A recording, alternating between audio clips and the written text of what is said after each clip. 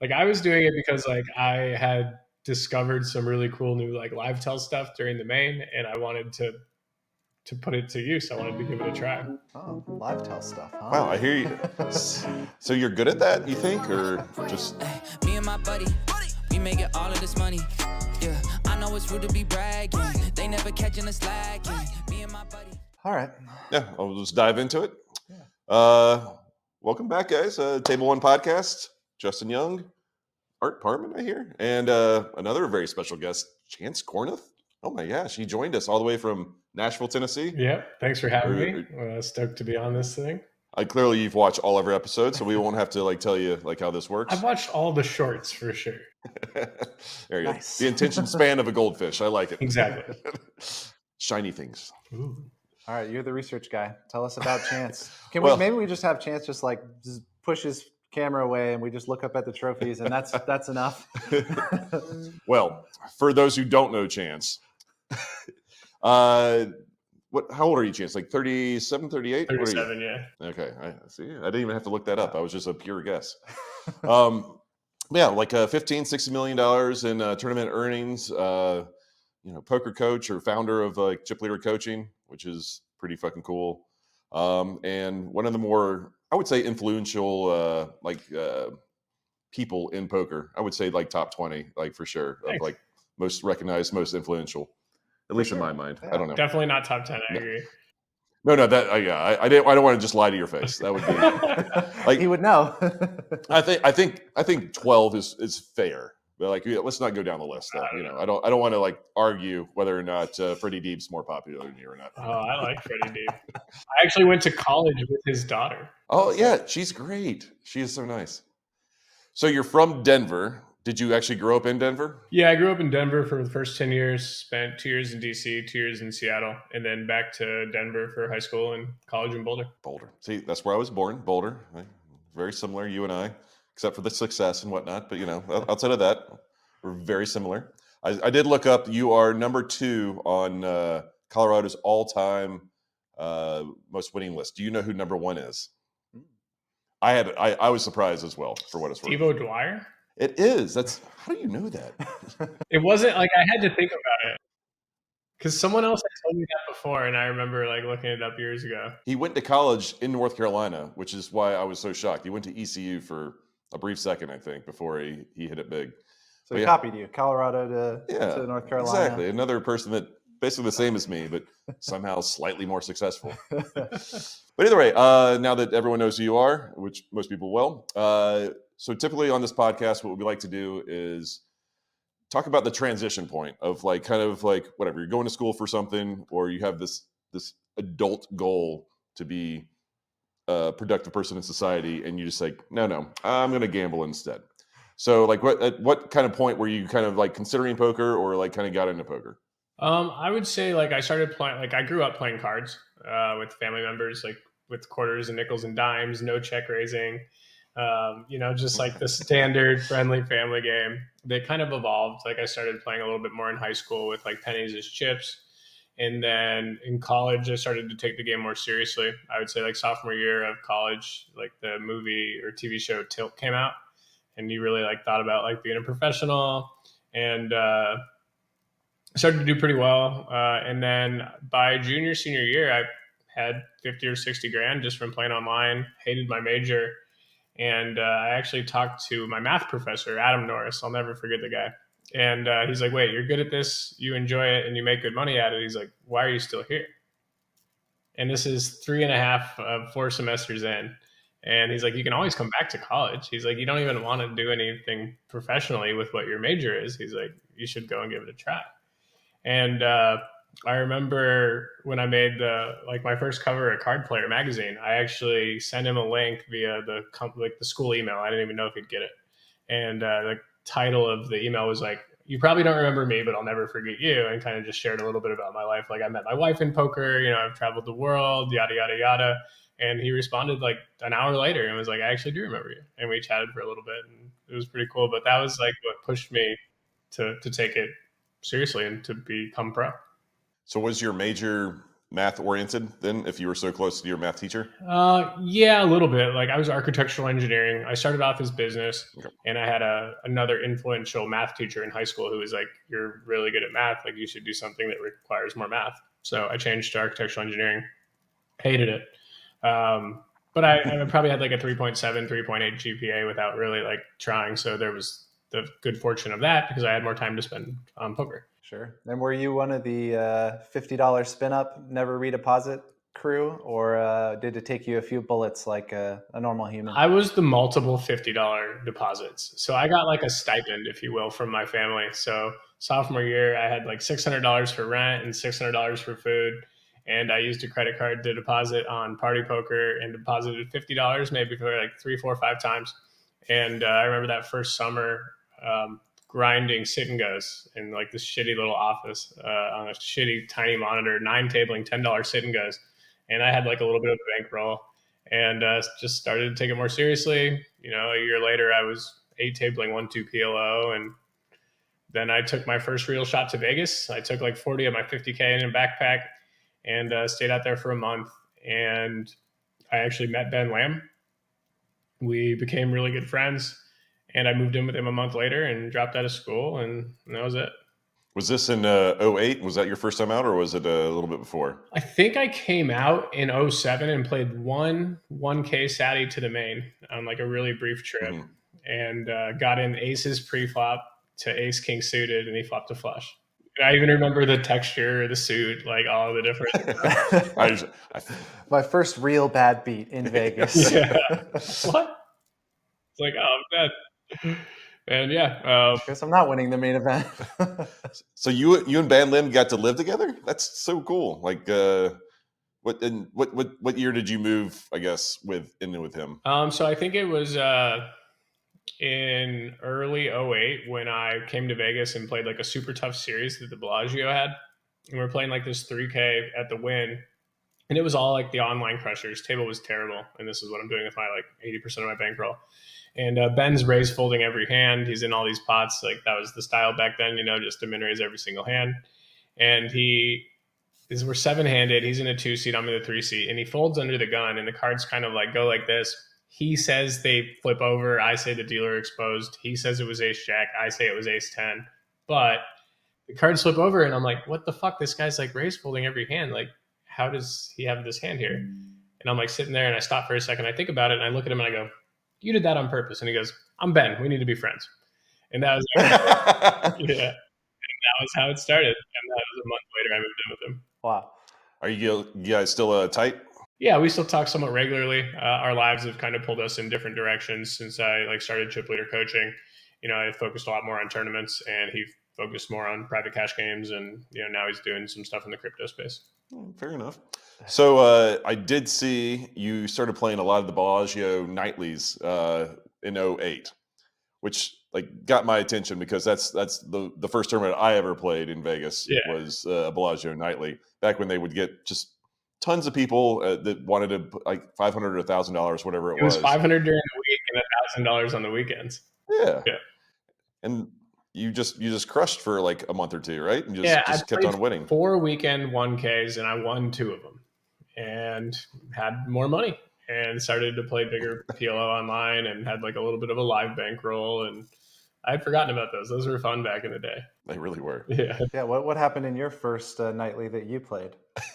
Well, not to brag or anything, but we got down to 3-handed. Mike Lang, who's an older gentleman or whatever, like I misclicked and he called me out on it, and like as well he should, by the way. Like I meant to just call and accidentally put in like a few more chips or whatever, just scared to death. I was shaking out of my ass, and he called the floor and he's like, it has to be a raise, and I was like, okay, fine. I had a good hand. I had like I think it was like ace 9-6. Turn was a 9. I had ace 6, so I basically like got counterfeited, but still a good call down the hand. And he just like ripped it in for infinite. I was so frustrated. I was like, this guy, he's old and curmudgeon. I call, and he had literally nothing, 0 outs. And like from there, I ended up like chopping the tournament. And when I say chopping, I had a 2-1 chip lead, and Jack McClellan came by, and he's like, "You guys want to chop?" And I was like, "What is a chop?" And he was like, well, a chop is you guys can divvy up the money however you want, and you can just be done with the tournament. I was like, I would like to do that. And the guy like just looked at me. He's like, what do you want to do? I was like, I don't know, 50-50 seems fair, right? Like, like I was just like, I just want the money. Like, let's just chop it right down the middle. And he just looked at me like, yes, let's just do that. Just two to one chip lead. I had no idea. And Jack's like, you sure? I was like, how much money do I get? I get $45,000 if I just say deal right now. Yes. Yeah, let's do this right now. Sold. But in reality, the opportunity cost of you getting that extra money had some value to it as well. So it's not as bad as it like seems, I think. Yeah, looking back, it was bad, but like I had the self-confidence of a 12-year-old girl. So like it was gonna. I think the decision was correct in hindsight, even though it was a terrible decision. That's great. Live and you learn. Yeah. Took everyone out to a nice brunch and just celebrated. What a shirt, Art. That's wonderful. I thought I should dress up for star pupil on there. Not pupil, star. I got sport coats right there in the closet. I could grab some. This is my only one. So, all right. So you had $50,000 or $60,000, came to Vegas, and it was just immediately just to the moon. Huh? It was just like winning a couple tournaments, crushing online PLO, and no looking back. Like there was no like. Yes and no. Like I actually like meeting Ben Lamb. Like it gave me confidence to like play higher, and so I went back to Boulder for like a month before I moved in with him, and I had my first 50K day and my first 100K month, and so all of a sudden I had like a real bankroll to like go and play. And, I was grinding like a lot of heads up PLO at the time and just crushing. Like games were so good back then. You didn't have to be great to have a lot of success. What did your parents think about this transpirings of events? My dad was always super supportive of it. Parents are separated. And my mom wished I would have finished college for a long time. I think now she understands that just wasn't for me. Like, yeah, I would have a degree, but I'd have a degree in something that I have zero interest in. Yeah, it doesn't really benefit me. And I think that like anyone who's going to judge me negatively for not having a degree doesn't really have a great grasp on what the modern landscape of the world is. Like a degree doesn't really mean anything anymore, in my opinion. But that's just opinion. Yeah, and clearly you can finish things based on those trophies and bracelets behind you.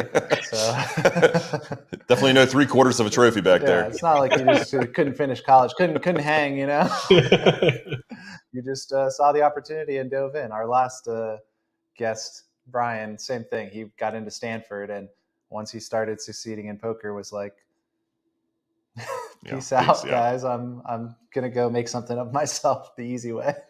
Like I always actually thought of poker as, really attractive because you can promote and demote yourself. You have a bigger bankroll. You can play higher stakes. You go on a downswing or play bad and lose. You have to move down and play lower stakes. So that was always like, wait, tell me about this going down in stakes. I haven't heard of this. So I've heard of it playing higher, but when you lose. I have moved down many times in my career. Yeah. Yeah, I used to play with Chance in some of the $400 Venetians and whatnot when he was coming up and only just learning to crush tournaments. I actually played one of those like not too long ago, and it was the summer where I won the short deck and got 16th in the main. So bankroll wasn't really a concern because that whole year was really good. And then a week or two later, I was playing a $400 at the Venetian, and I remember like sitting at the table, and Francis Anderson looks at me and goes, "Things okay at home, Chance?" I like that. Brian had a similar one where he won the Poker Player Championship for whatever, 1.5 million or whatever the fuck it was, and literally his next cash was the next day. It was a $1,500 like 08 stud tournament. Yeah, and it's just like, wow, you just love poker. That's so great. I mean, that's different though because you're like competing for POI, right? Or you're like maybe he really enjoys the game. Like I was doing it because like I had discovered some really cool new like live tell stuff during the main, and I wanted to put it to use. I wanted to give it a try. Oh, live tell stuff, huh? Wow, I hear you. So you're good at that, you think, or just people tell you? To be honest, I think I'm like definitely in the top 10 of that one, if not most influential people. I mean, Helmut's great at it. Ivy's great at it. Charlie Carell's great at it. But no one else really jumps out at me. There's I'm having trouble thinking of the name right now. Sylvain Loosely, like a few of the Europeans that are like really good at it. But it's something that I've always been really into.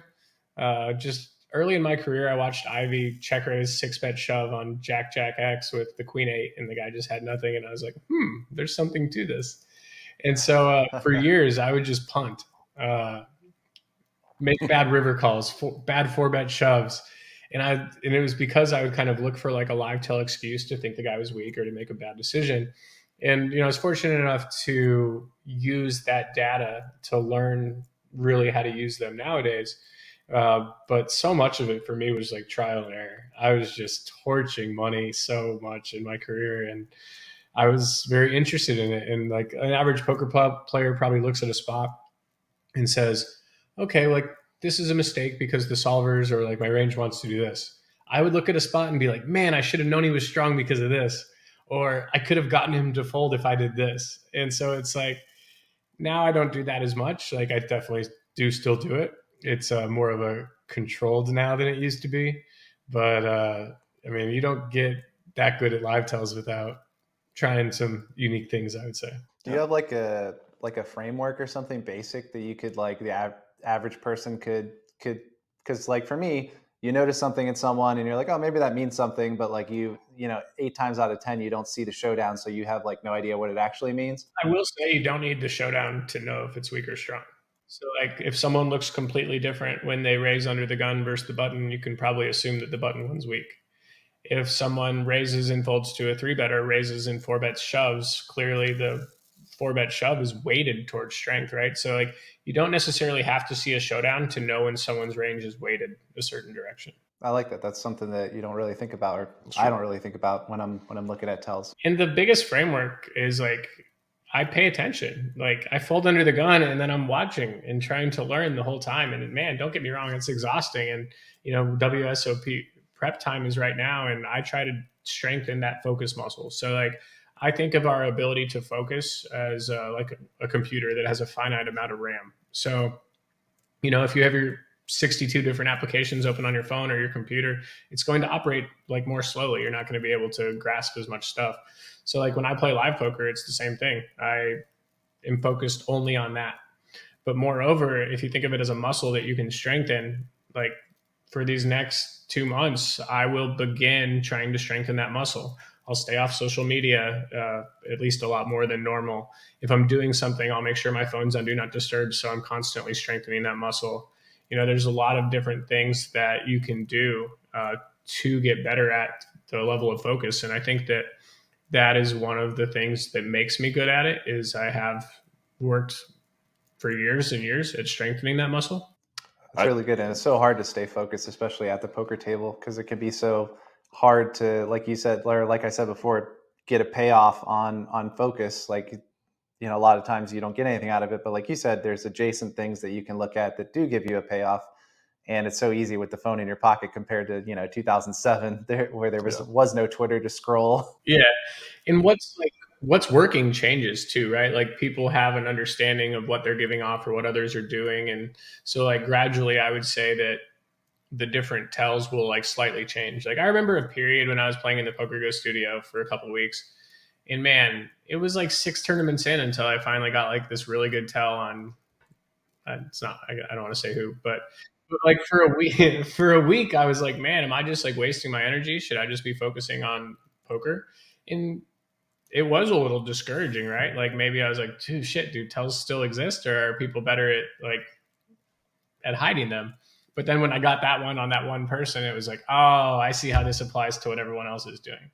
And so it is, you like in live tells, I think you kind of have these aha moments, and the more you study and work on it, the more likely you are to have them. Do you experience like kind of like reflex memories and stuff, where you just like absorb just like body behavior or whatever on a certain person, and then he bets a certain way or whatever, and you don't really have a tell on it, but like like it just kind of filters through your brain of like the past 100 hands you've played, and like it just kind of spits out an answer. You don't really know why you got to that answer. Yeah, like I would say that like early on in my studying, like if you look at like the Joe Navarro or the Mike Caro stuff, there are things that are typically weak or weighted towards weakness. But nowadays, I would say that the weighting is not as strong as it was then. It's like less accurate. So like they used to give you tells in those books that it's like, oh, 80% of the time this is weak or 80% of the time this is strong. Well, it's probably like 60-40 now, or maybe the guy's a big recreational player, so you know that it's maybe a little bit higher weighted. So there are like certain things that you know to look for, but it really is about what I call baselining. And so paying attention, gathering the information like Art was talking about, and then trying to confirm the read later. Cool. So that being said, do you have a tell on me, and what is it? Let me look at my notes. I wonder what I could sell my notes on everyone for. Holy shit, you actually have notes on me? Holy shit. Maybe. Oh, maybe. Okay. Like just make something up. Make me feel I have special. nothing written on you. Yes. So I bring this up for another question. This is more a personal thing. I know we're interviewing you, but I'm going to make this about me for 2 seconds. I played a $100,000 25K bounty tournament, and I was chip leader or second chip lead. I was at the same table as you when we were approaching the money bubble. And I opened under the gun +1. There was a caller in between, and you jammed about 40, 45 blinds. Yeah. Talk to me about this, please. You opened hijack. Ivy called cutoff, and he had like 20 bigs. You covered me. I had like 45, like you said, and I had ace jack suited in the small blind. And bounties play a lot different than other tournaments. But the one thing to really consider in tournaments, I think, is like the future stack equity. And the future stack equity of accumulating and having a potential to be a bubble abuser as opposed to being the one that has to play tight on the bubble is like quite high. And so I'm very incentivized to be aggressive in that spot, I think. My hand clearly has enough equity versus Ivy's range in this formation. And then you were opening a lot as the chip leader approaching the bubble. And I wouldn't necessarily, definitely didn't have like a live tell, but it was just like a poker spot. Okay. Thank you. I mean, I think that I thought the same thing. I was talking through it with someone actually very recently, but I was like, his hands can play fine against all my opens, and like if Ivy happens to have something behind, he's going to call off with. It's you're kind of printing money because like his range might have you beat, but like it's not like crushed most of the time. I mean, Ivy in that situation with the stack depth, like legitimately never had ace king or ace queen, never had tens or better. So like he was probably pure folding in the situation, and if not, it was a flip. And so like when he might hero some sevens and eights. Yeah, like I think that if he had folded the hand, my hand would play good as a call. Yeah. All right, cool. So you went on to win then, right? No, because that's the but 3/4 of a brace. You beat me. I don't understand. You beat me in a massive pot, and you still didn't win. So it meant nothing. You didn't mention your hand. Oh, I had queens. I had queens. Oh. I tanked for 15 minutes. No, I just snap, put it in. Obviously, big blind folds. I'm going to be the bubble abuser when I win this hand. Yeah. Did you cash? I was just like, I have queens. No, I did not. I think you left me with like 25 blinds, maybe 30, and then Negreanu made trips on me when I had an overpair. It was like I had jacks versus like a 9-9 3 board or something like that, like little textured, and ended up like calling a reasonably big river bluff. That got me down to like 10 blinds, and I just kind of hung around until I couldn't hang around anymore. I think I got it in like Jack 6 versus Peter's like 10-5 or something stupid, or vice versa. Is that the same tournament where you were talking about last podcast where you got like 6 bounties though? Yeah, I did. I did get 6 bounties, so I did cash, even back. Though like I got a thumbs up thing. Yeah. I forgot. Yeah, mine didn't do that. Well. I don't know. It does random things. Yeah. I'm not sure why. Like on the FaceTime now with like the Apple products, I've noticed that you can do all kinds of cool stuff. Cool by definition of my 3-year-old loves them. Yeah. My 14-year-old daughter teaches me stuff all the time. I learned that you can put an emoji onto a picture if somebody sends you a text. You can just grab the emoji and just slide it up, and it'll appear for both of you on there. So that's for all you old people out there watching this. What else you got? Let's turn this into technology hour. Well, if you're going to help me with poker tells, I'm going to teach you technology. All right. I got a question for you. Can you guess how I learned about this podcast? Ooh, I don't know. I've asked Ben Lamb to come on about 100 times. Did he tell you about it? No. Justin's Christmas card. Oh, yes. Hey. So There like, you go. so, you know, for those who aren't lucky enough to get one, Justin's Christmas card is amazing. The list or like the letter that comes with it is like, oh, that's what's going on in there. Like, it's so nice. I really like it. And you know what? Table One sent out a Christmas card too. So Yeah. all of our players got one with me and Justin's smiling mug on it.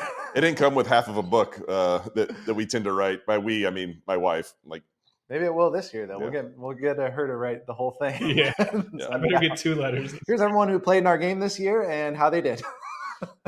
it is intimidating. My wife writes all this out. She spends hours and hours on it, and she's like, "Here, do you mind reading this and giving me notes?" And I am just always terrified. I'm like, "Gosh, like, I'm not a reader writer like extraordinaire in any stretch, but like I always feel like any critique I give her is just be like you've worked so hard on this, like I'm sure it's fine or whatever, but I haven't tell her, a lot of times like this part's a little dark. We should leave people like feeling happy about us or not thinking I'm like dead broke right now or something. I spend a couple hours every year like helping pick the picture and proofreading and picking like the colors, and it's like you help but you don't, right? It's like, yeah, that looks good, or maybe you needed a comma here, but you really can't say anything. Yeah. Support. Yeah. You're the support. You want to be a sounding board to be like, yep, all good. But like, to be fair, to your point as well, like my wife's a great writer. Like, I think she does a very good job. And I appreciate that you appreciate all the hard work that she puts in. Yeah, I love it. Thanks. You get one too, right? I got one. I got left off the year before, and Justin didn't realize it, and it was a whole thing in our friendship. No. It was the wrong address. When you forget or give a wrong address, you always feel bad. I'm going to say that's partially my fault. Then. Oh, awesome. See?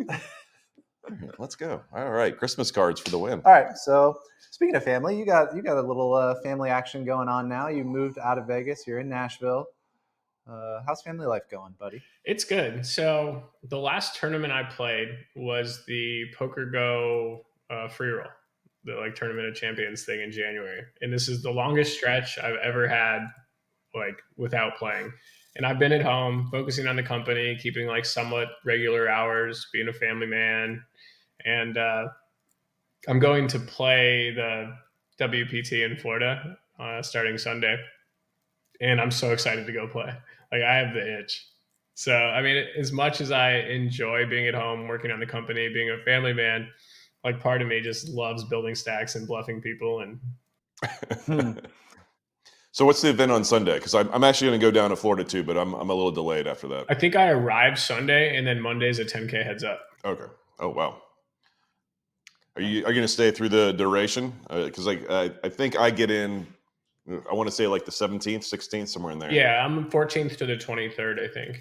Okay. Yeah, it's one of my longer trips outside of the WSOP. Are you going to bring the family, or are you going by yourself? No, I typically go by myself. I'll stay with a few friends in an Airbnb this particular time, one of which being Joe McKeon, and I always have a good time. We stay with each other the majority of the time I travel. Just in case you feel too happy, you can talk to Joe. Yeah, exactly. Like we balance each other out. He helps keep me grounded. I help keep him positive.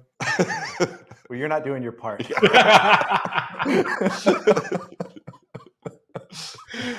If anyone knows Joe, he's smiling his way down the list of priorities for him.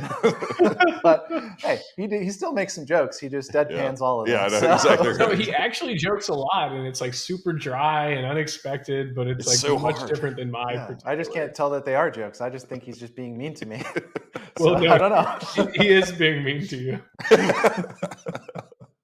That's great. So how did you and Joe become friends? Is there a backstory? So I started chip leader coaching like 7 years ago now, maybe a little more. And we were doing like a coaching for profit where we coach people, take a percentage of their cashes.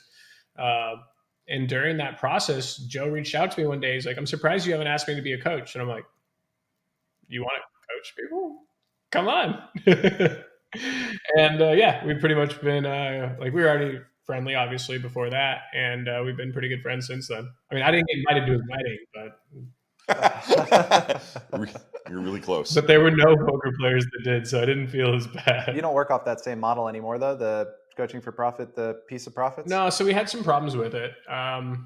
People would lie about how much they were going to play in order to get coaching, and then some people wouldn't pay. And then we also figured out that time isn't scalable. So when you add all those together, it was fun for a while. We didn't make any money off it, and met some cool people. Like Alex Foxen was one of my first students, and now he's who he is. Now he makes all the products and stuff with me, and it's owner in the company. And it's been a really fun experience. I would say that like the vast majority of the guys that ended up coming through the program, becoming coaches for us, I'm really good friends with today, but didn't get much from a monetary output. Yeah, I mean, it still helps build that network. Yeah. I thought the idea was really unique when you guys first launched. I was like, oh, that's a cool way to do it. Get paid on the back end, but yeah, money up front is nice when it's guaranteed. Mm-hmm. Definitely. So what is the model for chip leader coaching? As far as if I was going to go on your site right now, what are the options for me as someone that wants to get better? If someone just wants some free content, there's like a hello bar that pops up at the top or on the screen that gives you like some of my valuable tips for playing different situations. We also have a subscription platform called Chip Leader AI. We partnered with a machine learning company, and I actually spent months programming the brain. So like, think of it this way. You have to learn opening ranges before you learn facing an open, before you learn squeezing, before you learn facing three bets, and so that same concept applies all the way through poker. You have to unlock a pre-flop understanding before you continue to the flop, to the turn, to the river. And so if someone's really good at something, it shoots them into like the branches of a tree. But if someone struggles at a concept, it keeps them more towards the trunk or the base and helps to make sure they grasp the ideas that are in there. And then we have like a Chip Leader AI workout plan that's going to be launched soon, which is and we do a webinar with me and Foxen every week, a online session of me, like think of it as like a private Twitch stream where I'm like playing online, recording myself, talking through my thought process. We do 5 new hands to the platform every week that have a video now instead of just like a written explanation. And then also like a pop quiz in the Discord channel, and people will get to respond with their thoughts, and I get to help them be like, no, you're kind of thinking about this wrong because of this aspect. And then later in the week, I'll post the answer to the question. And all that content is free, that portion of it you're just describing? No. So that's for the subscribers. Oh, okay. Jeez. Yeah. So okay. We have the $99 a month, $497 for 6 months, or $897 for a year. We also have 25% off annual right now to help people get ready for the WSOP. The promo code is WSOP25. So just put the coupon code in at checkout, and we're launching a brand new platform from a user interface perspective. Spent all morning reviewing the developers' work, and poker is actually similar to business. In poker, you have these little small individual problems you're trying to solve in each hand. Business is just a much more grand scale of that. You have these problems that you try to solve, and then you have to wait months to see if the solution worked. So, I mean, it's very similar. Like I've always liked problem solving and the math aspect and stuff like that. But I definitely enjoy the business aspect as well. It's fun. Yeah, it's like a new game. Level up, right? I'm always interested in like the business dynamics of. I can tell by your tie. Stuff. Yeah, I'm dressed up. I'm interviewing. How many coaches do you guys have now? It's just me and Foxen. So any of the content we put out is directly from him and I. We spend a lot of time recording content, and I'm sure eventually we'll scale and maybe hire some other coaches. But right now, for us, it's about the quality control and the stuff that we put out there. So, like, how many hours would you say you put in a week? I'm sure it fluctuates like vastly or whatever, but like just on average, what would you guess? Now that I'm focused like on the company for the last 3 months, I'm probably working 40 to 60 hours a week. Wow. But like when I'm grinding at the WSOP, I'm playing 80 hours a week for 8. So this is downtime. It's busy season for poker, right? So working on all the company stuff beforehand is definitely imperative. And like Foxen and I created another product. We're relaunching our Bracelet Hunter product, and it's a review of his 250K win. Like every single hand at the final table, PokerGo is nice enough to give us the footage, including the stuff that's not even on the platform anymore. And we have like deep dives with like solvers and sims, and we combined it with my $3,200 bracelet win online, where I go through every single hand I played. And there's interviews with, Joe Cotta, Ben Lamb, a bunch of other elite players. Sergio Garcia, the golfer, did an interview for me. So there's like a bunch of content in that's going to launch soon. And so doing the company stuff is very time consuming right now. Is that going to be a standalone product that you guys just sell, like a course? Yeah, that is going to be a standalone product. We also have a couple of other standalone products. One is our other flagship product, the Closer, which kind of looks at every stage of the tournament. It's like early game, bubble, post bubble, approaching the final table, and kind of like what you should be thinking about from like a direction and framework perspective to help people get a better idea of, how to think through hands. I've actually been doing a ton of one-on-ones lately. And I'm surprised at what people are thinking about during a hand. Like I'll ask what a range is, and for us, it's very obvious what someone's range is in a situation. But I'm surprised to see the lack of understanding of some people. And I have some students who are fantastic, some in the middle, some so it varies. It's all over the place. But I think I always teach people we perceive what we do. Like the aggressive player always thinks they're getting bluffed. The nit always assumes that people have it. Yeah. So just because we have like a deep understanding of the game, we kind of expect others to as well. And that's kind of one of the personal leaks I've noticed recently. And you don't have to answer this if you don't want to, but over the next say 3 or 4 years, maybe 5 years, do you expect to make more money playing poker or more off of chip leader coaching? Historically, so last year was the first year we actually took money out of the company. I can honestly say the company would have failed if it wasn't for the quality of content like that was in it, and the word of mouth of getting it out there. There was a lot of stuff that we needed to be significantly better at that we're improving at now, whether it's, email marketing and ads and stuff like that. And I say this year, it's probably going to be close to 50-50. I'm not sure what will win. And then I have my goal is in 2025 to make it switch. Awesome. That's fantastic, man. Thanks. Are you looking to expand your family? Like, are you looking for more of I don't want to say a baseline income because poker is probably generally reasonably the same for you or whatever, but a more steady income where you have set hours and set schedules. Yeah. I really enjoy spending time with the family, like getting the kid to school and spending some hours in the office and then spending time with the family when they get back from activities and stuff like that is definitely one of my goals. But we'll see after this long stint of not playing how I feel in Florida. Like I'm pretty excited to go. And every time I get ready for a poker trip, I'm bouncing around. I'm all excited. So, I know that part of me still really, really loves playing. And, the work I've been doing for the last 3 months is in the goal of providing more stability for the family. Obviously we're comfortable financially, but, without income, you never know what's going to happen. Maybe I won't have a great World Series. Maybe right now I'm stuck $10,000 in tournaments this year. Who knows? Lucky knows dogs. Where it's gonna go. So, as someone that usually has a piece of the 25K fantasy WSOP draft, how much are you going to play this summer? A lot. Probably the same as last year. However, I plan on taking a little bit more time off before the WSOP. I left the summer a week early. I was run down body and mind, and so I'm probably not going to play as many of the sprinkled events, the random 1500s when there's nothing to play the next day. I might just take a day off in those spots. It's tricky because last year I had the good fortune of final tabling 7 events. And so the days were really long and I was really tired all the time. Maybe this year it's I'll bust by 9 o'clock so I can get a good night's rest and go play tomorrow. So I'm just going to try to listen to my body and make sure I don't get as run down, but starting in the gym as well. And I think physical and mental fitness is something that we can't just show up to the WSOP and think we can play our best for 7 weeks. We got to prepare. We're old now, Justin. We're big on physical fitness, so you don't have to tell us about that part.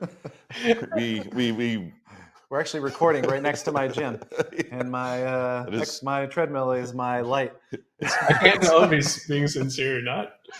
No, there's definitely workout equipment with things hanging on them over there. It's a coat rack / fucking treadmill. That's nice.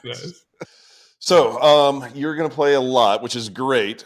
Are you basically just doing 2-card, 4-card, and all the high rollers? That's kind of your goal anyway, and just kind of if something else fits in? Yeah, I still love building stacks in those 3K, 5K no limits and stuff like that. Yeah. I will play the 10K Deuce to 7 single draw. It's a game that I'm not good at, but trying with live tells, and there's some fun stuff, and I learned a bunch last year. Hopefully I can remember some of it for this year. It's just such a fun tournament. It's the purest form of poker, right? Like, people raise and they draw one. It's like, did they make it or did they not? Right. Exactly. So I'm gonna try some things this year and see what happens. I kind of want to go back in time a little bit because, like, to me, it's hard to think that you could be living with Ben Lamb and not have some fun gambling stories like while you're living with him. I have plenty of gambling stories with Ben Lamb, and I never lived with him, so Yeah. clearly you got something. Yeah. So when I was living with Ben, one thing that I'll probably always remember is he had this thing, and whether I bought a piece of his PLO action or not, if he had 4 deuces in his hand in PLO, he had to try to win the pot. He had to choose an aggressive action. And you know how, like, if you have the graphics on, how it deals like 1 card, 2 card, 3 card, 4 card? Like, I remember countless times where it would be like deuce, deuce, deuce, and I'll be like, no. And then one time he had it, and it was like raised 3-bet in front of him, and he actually folded, and I was so relieved. But one of we used to go crazy back in the day, like that 23, 24-year-old version of me.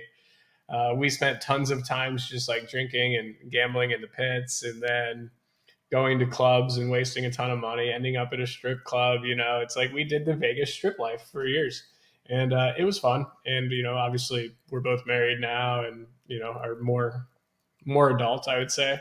But I have some crazy gambling stories, so much so that so I used to gamble like really big. And as someone who also used to drink a lot, having money in boxes at casinos could be, pretty crazy. So I've won and lost 6 figures in a night before. And I remember I had this 1 year, $2,000 bet with Sean Deeb. And it was like December or November. The year was almost over. And I got really drunk with my buddy Keith Ferreira. And we had this like brilliant idea. I was like, if I give you money to gamble with, then I'm not playing. And so he goes and plays craps. I give him $5,000. And, I think we cash out for like, 16, 17. He gets a few grand. I get the rest of the profit. And, didn't even think twice about it. And then the next morning I woke up and I'm like, pretty sure I owe Deeb $2,000. That seems fair. Yeah. And then like 6 or 7 years ago, my last gambling endeavor, I was down in Florida with a horse, and we were staying together at the casino. And every single night, I was down there for like 2 weeks. Every single night for 6 or 7 nights, I got blackout drunk and woke up with more 5K chips in the safe every single day. And by the end of it, the night before my wife came, I woke up the next morning. She was getting there in like 6-8 hours, and I was up 265K in the pits.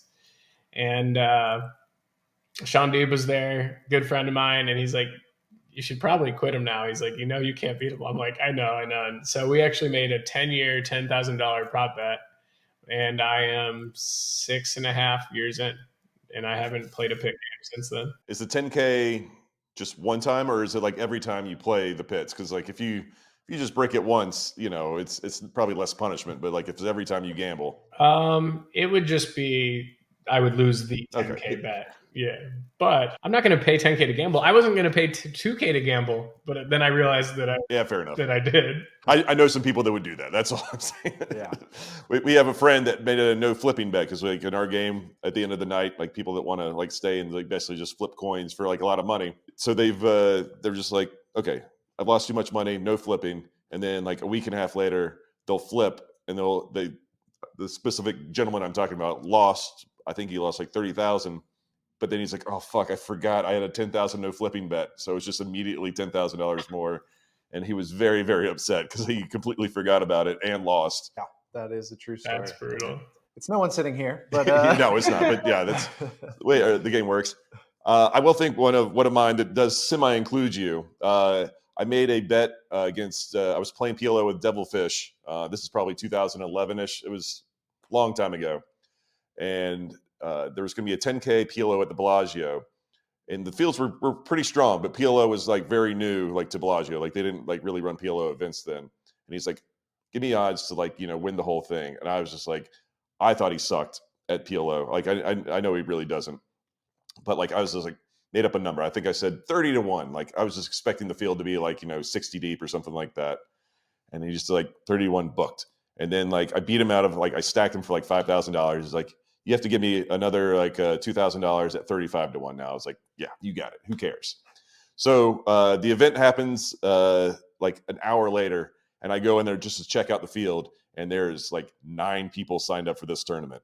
And I am fucking terrified. And I was like, well, I had to. Like, I snap registered. Did you call everyone that you knew that played PLO? Chance, I need you here. I mean, you're buying.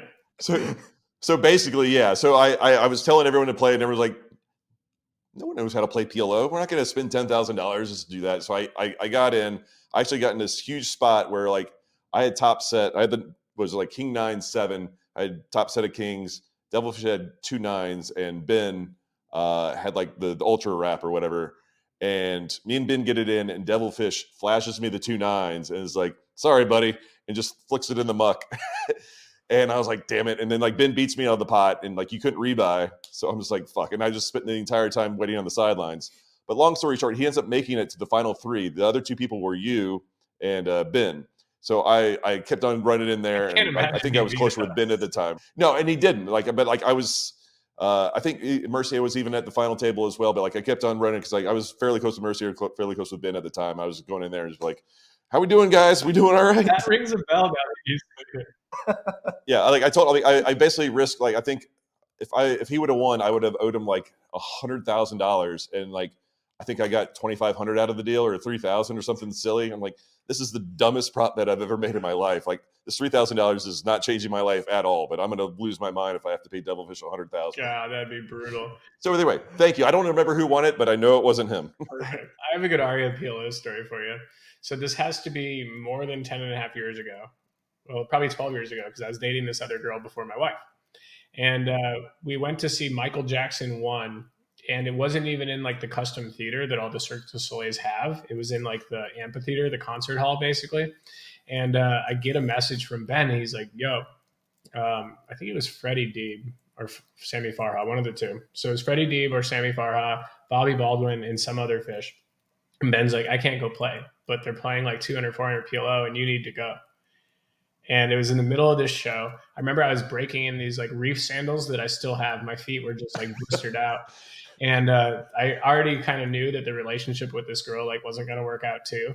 And so I was like, I got to go. And I just walk all the way to fucking, in the back of that studio, all the way to the cab line. And I'm just booking it as fast as I can in these sandals that are just tearing my feet apart. It's get in the cab, arrive at Aria, walk all the way to the poker room. And by the time I get there, my feet are legitimately bleeding. And I sit down in the game, and it's just as advertised. It's 4-handed with me, Bobby, and 2 like pretty big whales. And I end up making like a pretty big number. I think I made like 160. Ben bought a piece. So I made, almost $100,000. And my feet were just bleeding. And like an hour into the session, I was just in so much pain. I asked the floor man, I'm like, is there like any slippers, or like, is there any shoes I can go buy or something like that? And he's like, I think I can have a pair of slippers brought down from like the hotel. And so sure enough, he gets me a pair of slippers, so relieved, throw him 100.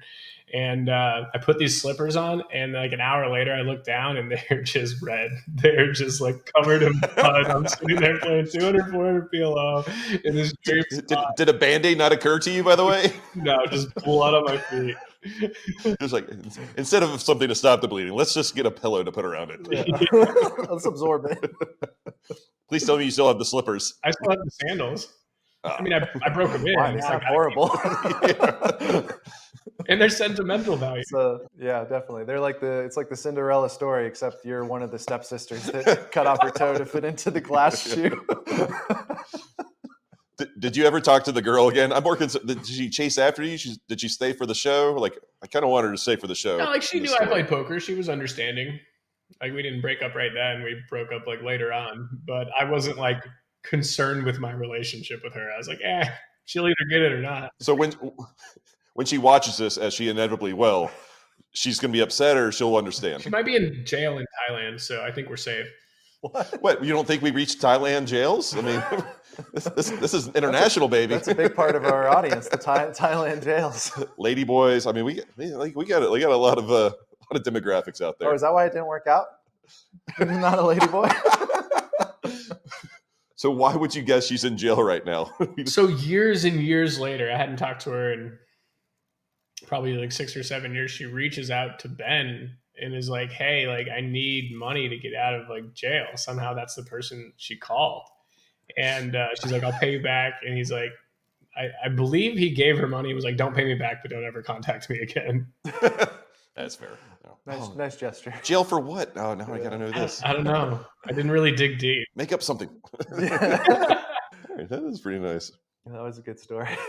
Man, I have so many, but it's just hard to think of them on the spot, you know? You said you had a horse. Do you still stake anybody? I don't full stake anyone anymore. I still buy a lot of action. It's kind of tricky with like full stakes, right?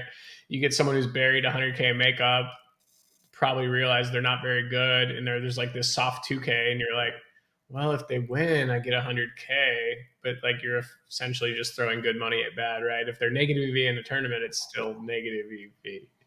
And so, I don't know.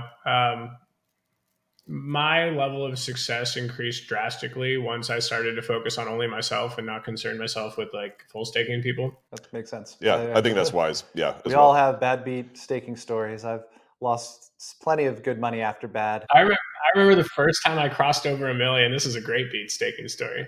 So I had this guy who he'd always take half the action or whatever I bought. Good friend. And we had good success with it. And I was in Macau drinking. And I won like 100 or 200K in cash, pad the bankroll. I'm up to like 800 or 900K. And I bought half this guy, Ryan Van Sanford, in the 5K best bet WPT. And I texted the guy. I'm like, hey, you're on for half. And I'm sweating the final table like directly after winning this like huge cash game session. And me and this guy were just like drinking and like hanging out. I think it was like Eric Liu and I were just like hanging out drinking in Macau. And we're watching this guy. We're sweating all the updates, and fast forward, he wins it for like $500,000. So my half of half was 125K. I'm like, sweet, got $1 million. Let's go. First time ever. And then fast forward and I like look through my text and I'm like, why isn't Mark like excited about this? And I look and I texted the wrong Mark. I don't want to say his last name, but I texted the wrong Mark, like the same exact name. And I had like a short conversation with him and he's like, yeah, there's no way I would have like been on if he lost. He's like, that's definitely 100% you. And so I actually got an extra 125K because like our designation for booking the action was like in the chat. Like if you text it in the chat, it's booked, but I didn't text it in the chat. And Mark was the guy taking half. Yeah, right. Exactly. It took me a second. And he's like, nope, that's definitely all yours. And sure enough, yeah. Wow, that's some good fortune. And nice of him to just say, okay, yeah, it's you. It's you didn't text me, and that's our deal. So I had a really tough WSOP once, but Ben Lamb and I always swap in the main, and it was like when we were living together, and it was like the first time that he like went deep, and I think he got like 15th or something like that. And like we used to swap a little bigger back then, like 10% or something. And I was like, oh, all of a sudden I have 80 more thousand, And so like I have a lot of like good swaps, good piece buys. Like Alex Foxen, the first time he went deep in 5 Diamond to Bellagio, he's cashed for like $1 million. I had a very, very big chunk. So like I've done a lot better buying action than I have staking. Yeah, I agree. It takes a lot less mind share and like it's better deal for you too. I feel like almost always to just do that. I mean, maybe not in tournaments with the makeup. In theory, I guess you could get the money back and everything, but the times you get screwed, the times you go broke because you're reloading the other person so much and you're overextending, like it's always better. You always have grander vision of 6 to 18 months from now, my bankroll's going to be bigger. Yeah. I'm a winner. It's going to be bigger, obviously, so I can continue to take on players.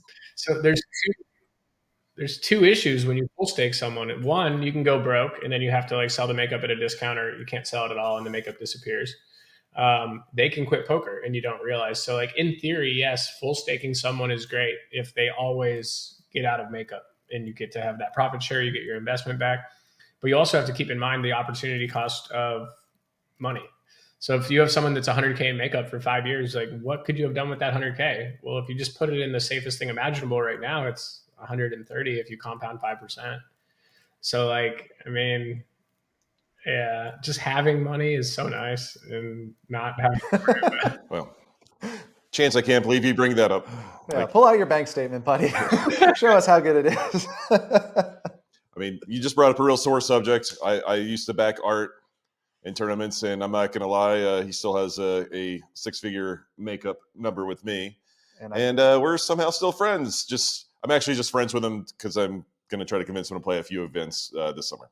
That's true. Last year, I only played the main event. Actually, no, last year I have a bad beat story for Justin and for me, I guess. I finally got deep in a tournament. I played like 3 tournaments over the summer, and one was a 5K or a 3K.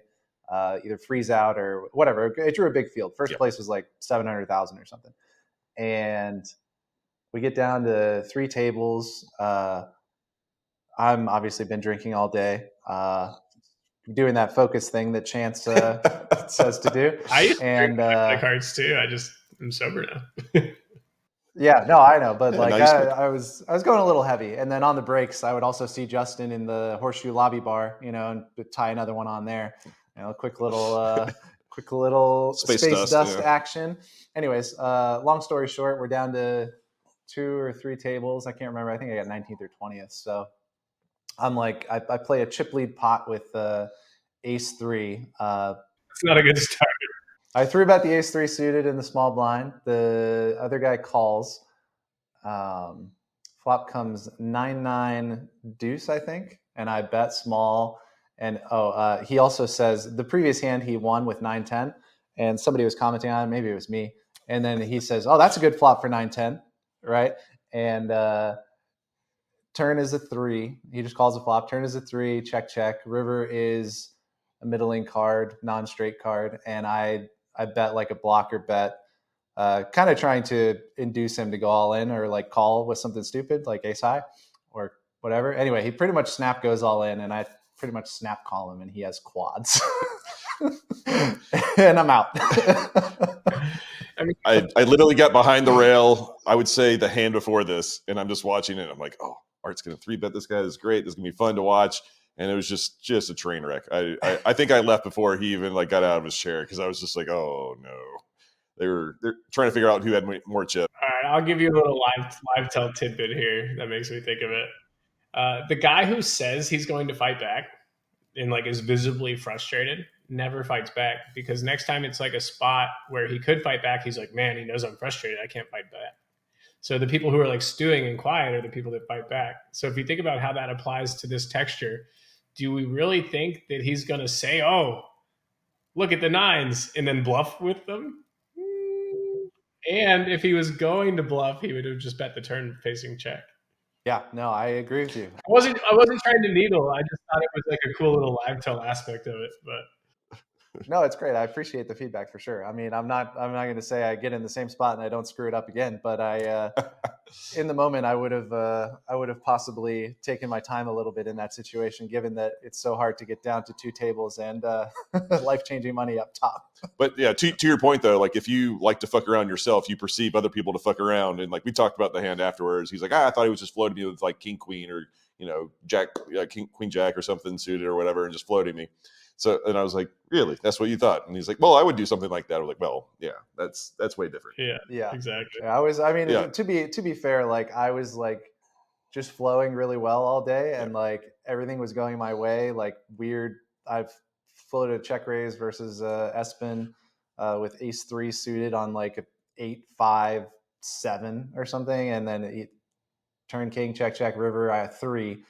And he bet like pretty big, and I called, or I probably fucked the hand up, but something like that. And he was just like had one of these when he lost, and just every hero call was working. So I was just like, great, I'm gonna be chip leader now. This is cool. I wasn't thinking about it logically. I ran super peer against him in the 250K last summer. I actually stacked him twice on both of his bullets. I 3-bet 10s and set him, and then raised something on the button and flopped trips, and he check raised bet as a bluff. And I stacked him 2 times in the biggest tournament of the year.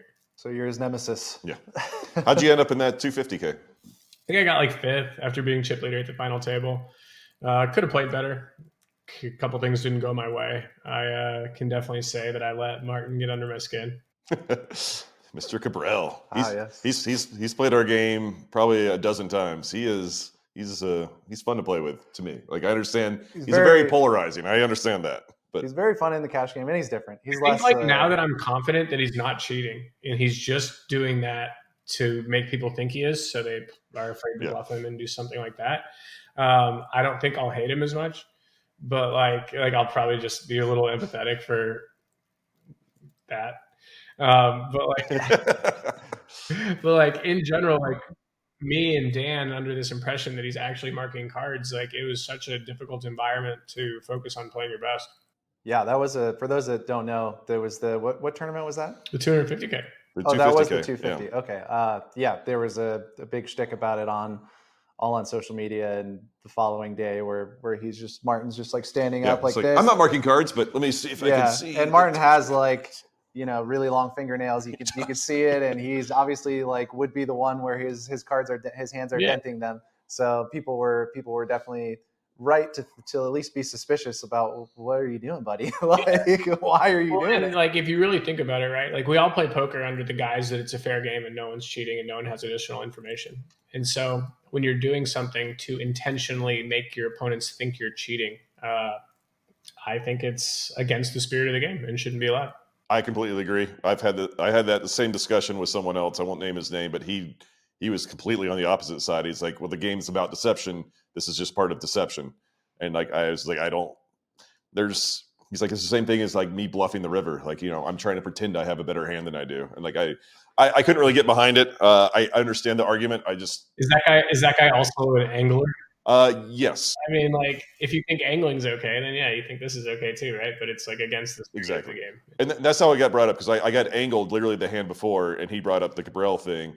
And like, I was like, this isn't cool to like, like angling is just bad across the board. He's like, well, no, like, it's part of the game. And he brought up the Cabral thing. I was like, yeah, that's an example of it not being okay. But yeah, he was on the other side of it. And, I at least understand the point. I'm not saying I'm morally above that. I couldn't imagine a world where I would do something even close to that. That's all I would say. I think that's the definition of morally above. It's like, yeah, like there's some angles in poker when like I'm out of position, I 3-bet and the guy checks in position and like I see bet and get raised. And it's like, okay, like you have it, right? Like I get it. And there's some people where it ends up helping them. And it actually happened to me in the 100 or 250K against one of the recreational players last summer, where I 3-bet small blind or big blind. They called and I had a close flop C-bet and didn't know if I was going to take it. And then he checked in position and I didn't know if he was actually checking back. But then once I C-bet and got raised, I was like, hey, you got me. Like, nice one. Yeah, that one happens all the time. That one's one of the most annoying ones to run into. Or the accidental 3-bets. Also think about it as they do give away the strength of their hand, right? Right, yeah. And so had they just played it normal, maybe I triple off and they get so much more value. Or, there's a lot of spots they get you for that first bet, but they should never get you for any more. Yeah, what do you do in that spot? Just pretend you didn't see it if you actually think that that's what they're doing and you want to check and not give away the strength of your hand, because like obviously if you're like, oh, you're checking behind, okay, I check. Like you're kind of saying something about your hand too, right? Like I want to see the turn. Yeah. So I mean, you got to do it. Still had it come up makes again, you reveal something. Had it come up again, I would have like just taken the free card and tried to improve. Right. Yeah, but yeah, but like I mean, you could even if you like saw it. If you're going to bet 2.5 blinds, you could just dumb it down to like 1.5 blinds, just as a tester, because like a raise is going to be a raise. I don't think there's much difference in just save a blind from it. Oh yeah, I definitely see that. The time it happened to me, whatever he did the accidental like 3-bet where he put in just enough for it to be a 3-bet into the, okay, what's the ruling? I don't even know. And I'm like, I know you know what the ruling is. Like, how dumb do you think I am? The problem was, they're like, okay, it's a 3-bet, so it's just a click or whatever. And like at this point, it's just like, fuck this guy, I'm gonna bust him. So like, he brought enough anger in me that I ended up still doubling him up. Like, it's not like I 4-bet jammed or anything, but I peeled. I think I flopped a gutter. And like I check raised and he called and I was like, oh shit, I'm in a bad spot now. I think I turned like a flush draw or something like that. And I was like, well, guess we're going to go for it anyway. And he's just like called. He's like aces. And yeah, that's fucking good. Yeah. I can picture you in this hand in your internal dialogue. You check raising the flop. You're like, well, maybe he's just, doesn't have it. Then you check raising the flop. You're like, man, this motherfucker has aces. And on the turn, you're like, I think I got to shove just in case. In for a penny, in for a pound, man. It's just, I knew the read was right, but at the same point, like I would have felt, I don't know, like the sadness level was just going to be like minimal, but like if I would have busted that guy, I would have felt really good inside. Something I like to say at the poker table, Justin, some hands play themselves. What can you do? I'm very petty. I hope I play with you in the 100K this year and not just fucking click it. Whoops. Oh no. Some article gets released by Poker News. Chance the Angler. I'll call over all media. I'll go right to Twitter and my those are like an hundreds interesting of followers. Very interesting concept actually is like I've live misclicked. So should we be balancing our live misclick range? I think I had this discussion with Jeremy Osmus like 6 months ago. He said, I do it like so often, I need to like do it intentionally as well. I'm like, I don't like that. Like, I don't think that's an angle. I think that's just balancing a spot that you fuck up sometimes. I think it's completely. Yeah, I think that was completely. I am not morally above that. Well, maybe this other guy just checks out of turn all the time. Yeah. Maybe he doesn't pay attention to action, and he's like, well, I should do this with good hands as well when I fuck up. That's very true. I'm a big person that like advocates for intentions. Like I think intentions matter in someone's actions. Like if I'm intentionally misclicking to balance my range, like. I'm not intentionally angling. I'm intentionally balancing my range. Like I think, and not to say I do it, but I see Osmus's logic. I think it's like, okay, I don't really misclick much these days. I used to do it a bunch, but luckily Osmus is a no talent hack, so it's okay. Yeah. He's never going to win anything without doing that. So. Yeah, we're very anti-Osmus here. No, I love the guy. He's actually a good friend of mine, and I think I'm gonna go play a tournament with him later on. He promised to bring me like 3 or 4 beers, so clearly I like him. He's a nice guy, and you can't be good at everything. You can't be good looking and good at poker, play a guitar, have the confidence to sing.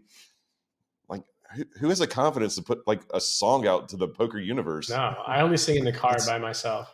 Yeah, no, exactly. Like a normal person. That's the confidence of a serial killer. I'm worried for his family. All right. Well, is there anything you want to leave the people with? Where can they find? I mean, obviously, if you're on Twitter, you've seen his ads buried in every poker thread. Chip leader coaching is in there.